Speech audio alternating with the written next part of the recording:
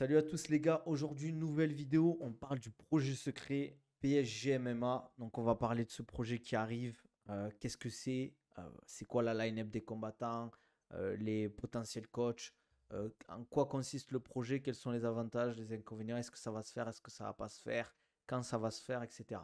En tout cas les gars sur YouTube, s'il vous plaît, n'hésitez pas à vous abonner, mettez-moi un petit like, un petit commentaire, ça fait toujours plaisir. N'hésitez pas aussi à venir sur Twitch pour suivre les lives en direct, live comme on dit. Mettez un petit follow, petite notification, vous mettez pour pas rater le live.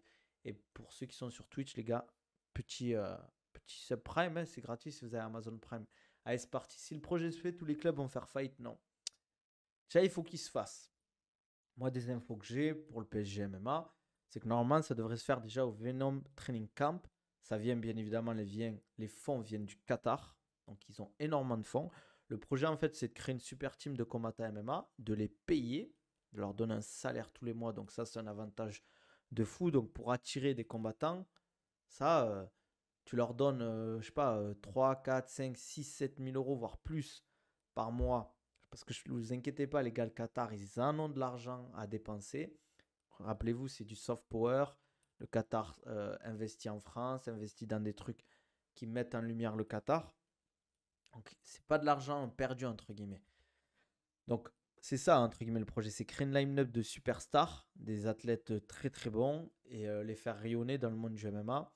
Dans le projet, il y aurait, à ce qui paraît, Khabib. Je suis pas sûr ça. Moi, des infos que j'ai eues, je suis pas sûr que Khabib soit vraiment derrière. Par contre, il y a de fortes chances qu'il y ait Ali Abdelaziz qui concocte un peu le projet, etc. En tout cas, il aiderait en termes de management, euh, mettre en place le projet, on va dire, et le faire fonctionner, quoi. Moi aussi, j'ai entendu Khabib, mais je suis pas sûr qu'il sera impliqué, vraiment personnellement. Au niveau de la line-up, moi, j'ai déjà ma petite idée. Je pense qu'il y aura des mecs comme Saladin Parnasse, peut-être Nassourdine Imamov, Imamov, putain. Salut Manafa, ça va ou quoi? Je voyais bien, ouais, Saladin, parce que j'ai l'impression qu'Ali le kiffe à Saladin. Et je pense que si on leur propose un gros chèque, de belles infrastructures et un bon salaire, ça ne le dérangerait pas qu'il aille au Venom Training Camp et faire partie de la team PSG MMA. Je verrais bien un mec comme Baki aussi. Je verrais bien Baïsangour. Après, je sais pas, ça dépend de son management, comment ça se fait. Là, c'est vraiment du pure supposition hein, quand je parle de Baïsangour, bien évidemment. Qui on pourrait voir en France? Je verrais bien Cédric Doumbé en Super Steam PSG MMA parce que il aime l'argent, il serait mis en avant. Ça sera un plus, surtout avec Ali Abdelaziz qui gérait le management. Je pense que ça peut le propulser vers les hautes sphères du MMA, vers les Logan Paul, vers les Ned Diaz, tout ça. Parce que il serait mis en avant par Ali Abdelaziz et ils savent y faire quoi. En plus, voilà, Ali Cogné et Cédric Doumbé. Après la salle, normalement, ça serait le Venom Training Camp. Parce qu'elle a personne, c'est une bonne salle, très bien équipée, il y a de l'espace, tu peux cloisonner facilement. Voilà, Doumbé, il n'a pas de club, il tourne un peu au. Comment ça s'appelle à la Hatch, il tourne un peu au. Putain, je me rappelle plus le club de grappling de Mehdi Othman. Il a son club de sol et la Hatch Academy, mais il n'a pas vraiment de club attitré. Après, en termes de line-up, qui je verrais en France, peut-être des petites pépites aussi qui sortent. Je verrais bien aussi des mecs, par exemple, Hossein Keita. Je verrais bien des, euh, des Patrick Abirora, toute la clique des Belges. Pareil chez les Français, Axel Anfadari. Des petites pointures qui montent, les frères Younoussov. Euh, Pourquoi pas Abdul? Après, je pense qu'il restera Nantes, je sais pas. En coach, ça, c'est la question la plus compliquée. Qui, les gars, si vous avez des idées, qui vous verrez comme coach au PSG MMA? Je vois bien Daniel Warren, parce qu'il n'a pas vraiment de club attitré. C'est un très bon coach. Voilà, pourrait y avoir Benoît Saint-Denis. Je pense que ça ne le dérangerait pas de. Après, le problème, c'est qu'il a déménagé dans le sud de la France. Mais ça ne m'étonnerait pas qu'il Warren, en fait. Parce que très bon coach. Et il n'a pas de salle, il a une expérience de fou. Il est connu à l'international. Anderson Silva, Benoît Saint-Denis et d'autres. Donc voilà, en plus ils ont des fonds, les gars, on s'imagine même pas. En fait, tu peux pas refuser. Surtout en plus, j'avais le débat avec un pote à moi qui dit ouais, mais la loyauté, mais les gars, Au bout d'un moment, l'athlète, faut qu'il pense aussi à lui. Si on peut lui permettre de s'entraîner dans de très bonnes conditions, être payé, faire partie d'une super team qui va te mettre en avant et avoir un manager qui peut t'amener à l'UFC et te faire combattre et gagner beaucoup d'argent, qu'est-ce qui te ferait refuser? Ok, tu pourrais te dire, ouais, mais moi j'ai mon entraîneur, mon coach et tout. Ça, c'est le seul truc qui pourrait te refuser, c'est ton environnement de travail et le fait que tu t'y plais bien et que tu progresses. Tu penses qu'il recruterait des mecs à l'international pour venir? Pourquoi pas? Pourquoi pas? Comme le PSG qui a recruté des stars de partout. Fernand Lopez, Daniel Warren, Hatch. C'est possible. Je sais pas s'il y a Ali Abdelaziz, je sais pas s'il y aura Fernand dans le coup. Hatch, je pense pas parce qu'il a sa propre structure. Pour moi, je vois Daniel Warren. Et je verrai que des pros pour le moment. Après, ils auraient peut-être une académie aussi.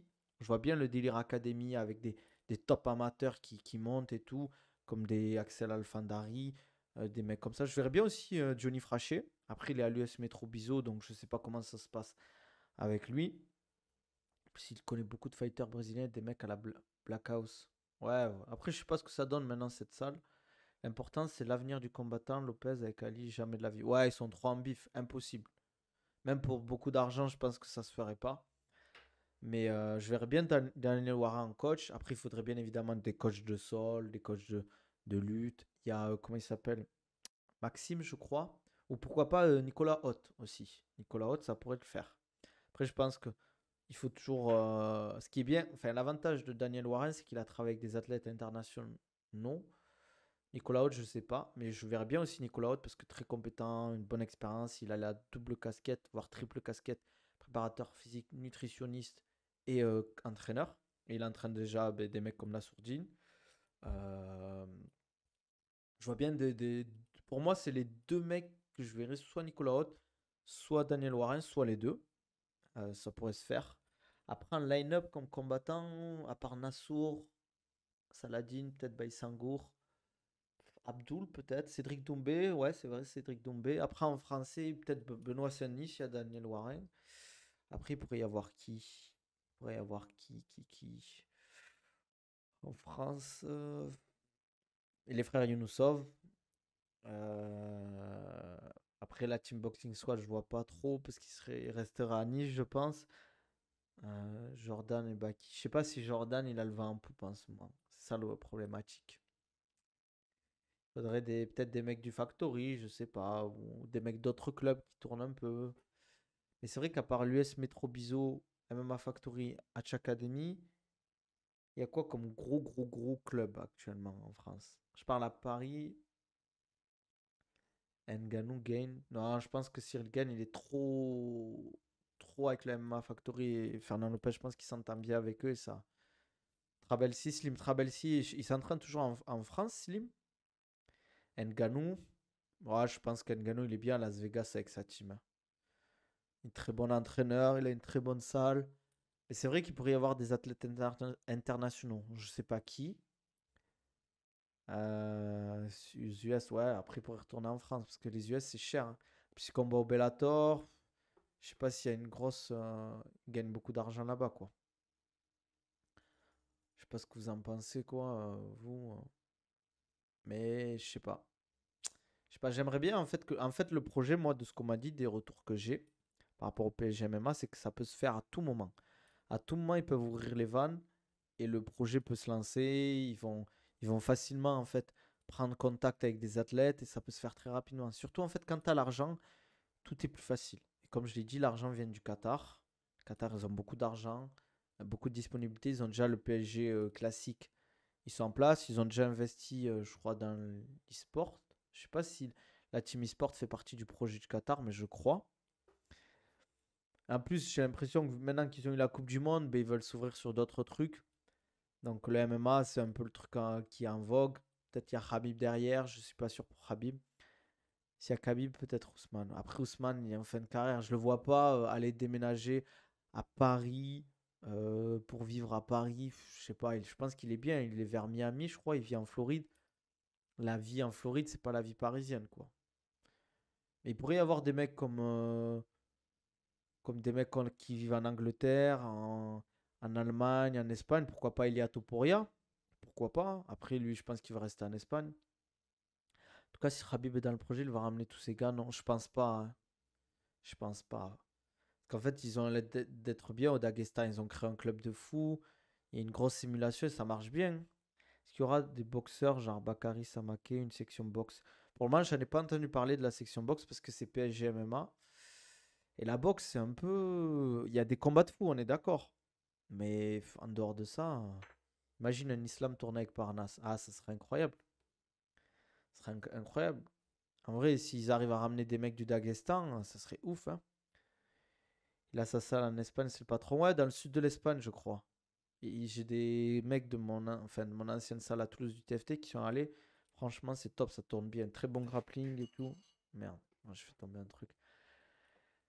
Mais je sais pas, après, il pourrait y avoir qui. En fait, j'ai l'impression il y a pas mal de noms, mais je. Bon, pourquoi pas Thomas Spinal, des mecs comme ça. Des mecs en Europe, je pense que c'est facile d'en ramener. Je parle de Ousmane Nurmagomedov. Pour sa transition à l'UFC, ça peut être bien. Après, il vit pas aux États-Unis, Ousmane? Ou il est revenu au Daghestan, je sais plus. Je sais comment il était aux États-Unis. Je suis pas sûr. Après, dites-moi, les gars, si vous avez des idées de que ce soit de coach, manager sur Ali Abdelaziz, coach, je vois bien Daniel Warren ou Nicolas Haute.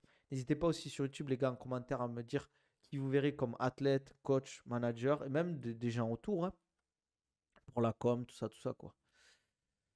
La lutte et le sol va progresser chez les Français si des mecs du Daghestan viennent faire des camps au PSG MMA. Ben, après, on a des très bons mecs en lutte, hein.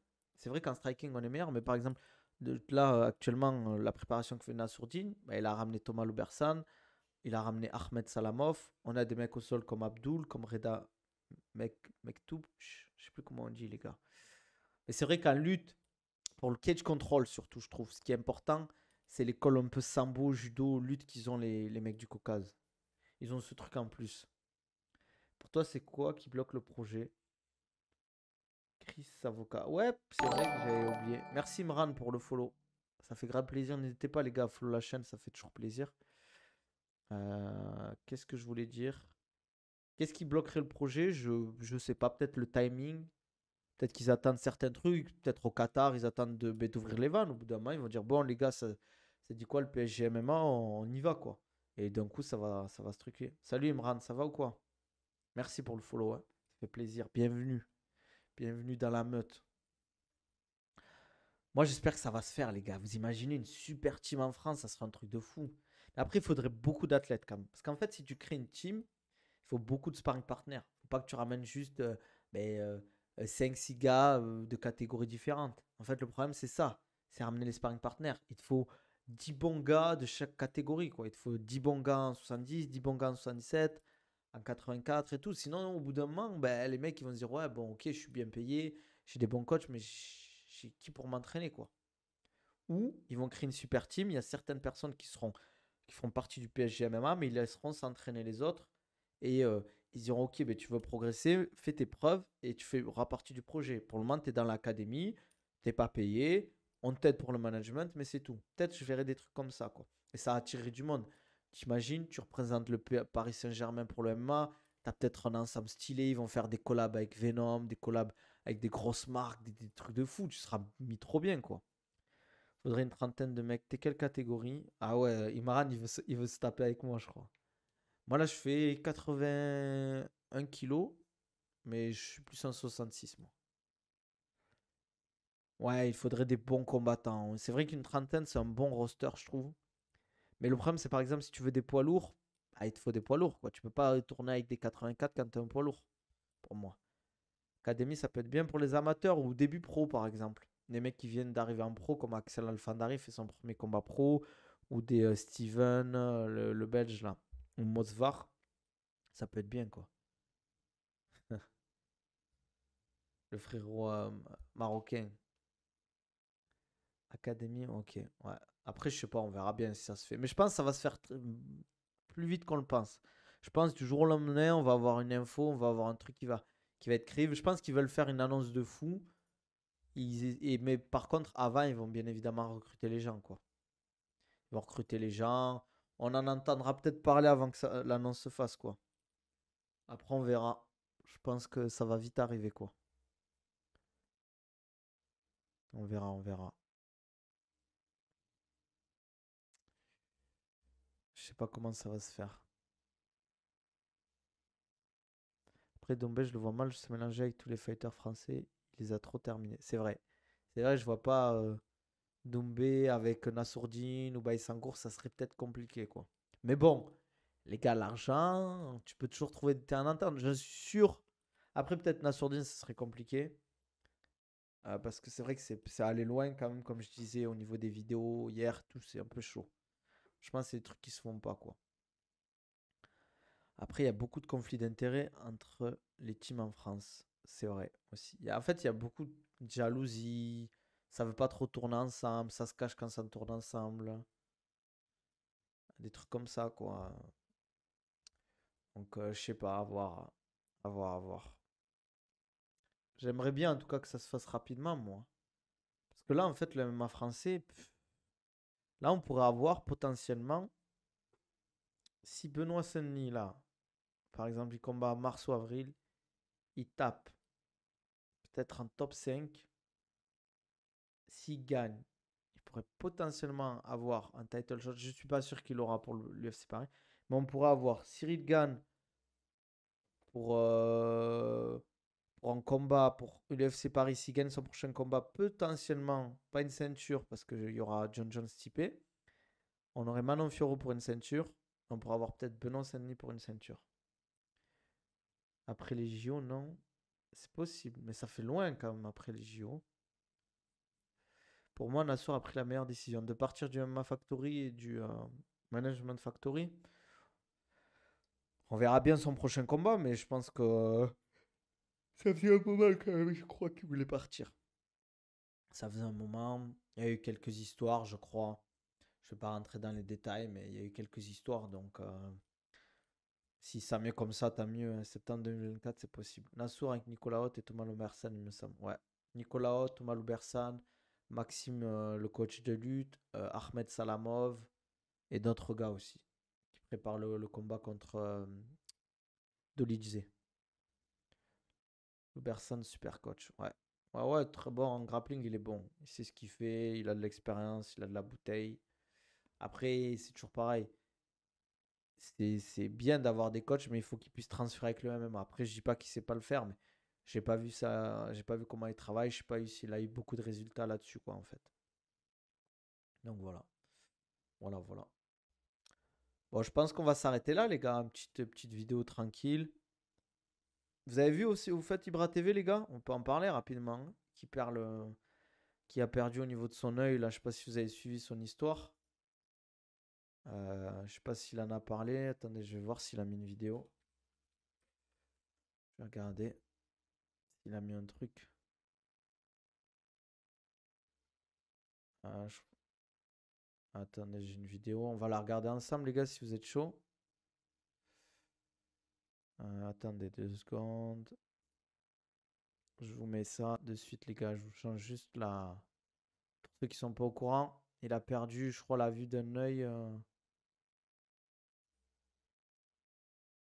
Pas il a perdu son œil, mais il a perdu la vue, je Salut crois. les gars, salut tout le monde. J'aimerais bien vous dire merci pour tous vos messages, que ce soit les amis, les connaissances. J'ai reçu beaucoup de messages pour le Peut-être que soutien. vous entendez pas, les gars. J'avais pas le moral, j'avais pas la tête pour répondre, mais j'ai vu vos messages, ça me fait plaisir.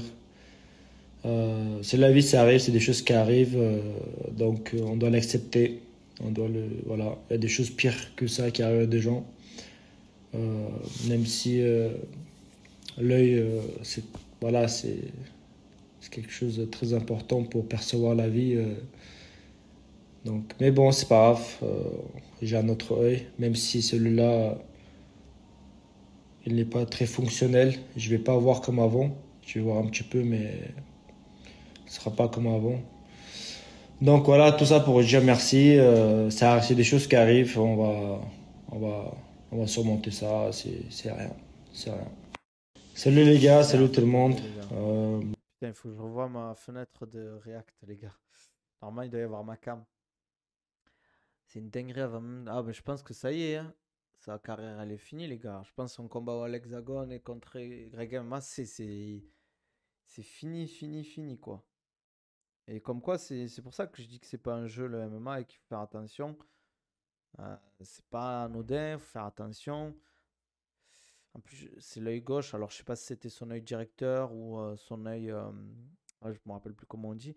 Mais bon, voilà, c'est dangereux, hein. C'est dangereux le MMA. Faut faire attention, faut se parer intelligemment. Après, ça peut arriver. Tu peux faire ce que tu veux, mais bon, il suffit de rien des fois. Il suffit de rien. J'espère que c'est. Il avait l'air un peu deg quand même, mais bah, j'espère qu'il s'en sortira et voilà quoi. Ça me fait de la peine en vrai pour lui. Parce qu'il vient de commencer en plus. Au final, bah, je sais pas comment ça s'est passé quoi.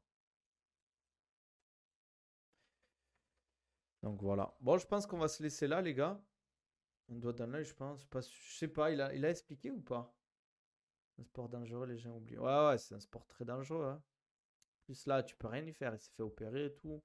Je pense qu'il y a plus rien à faire pour son œil. Voilà, c'était juste pour en parler rapidement, hein. Donc, Bras TV, c'est compliqué pour la suite maintenant. Bon, on va se laisser là, les gars. C'est un petit stream. N'hésitez pas, s'il vous plaît, les gars, à vous abonner sur YouTube, lâcher un petit like, un petit commentaire. Je le répète, mais ça m'aide vraiment à continuer et à me développer. Même sur Twitch, les gars, quand je sors les vidéos sur YouTube, ça fait toujours plaisir si vous lâchez un petit like, un petit commentaire. Ça m'aide pour le référencement. Des fois, je fais pas beaucoup de vues, mais quand je vois des commentaires et tout, ça fait toujours plaisir. Ça me pousse à continuer. N'hésitez pas à follow sur Twitch. Un petit sub Prime si vous avez Amazon Prime, c'est gratuit. Il voit en flou. Ah bah c'est chaud, hein, putain. Force à Ibra TV. On se dit à la prochaine. Dimanche, on fera un stream le matin pour faire un récap et un review, une analyse un peu du combat de l'Hossein Keita. Et voilà. On se dit à dimanche. Prenez soin de vous, les gars. Et à la prochaine. Allez, ciao.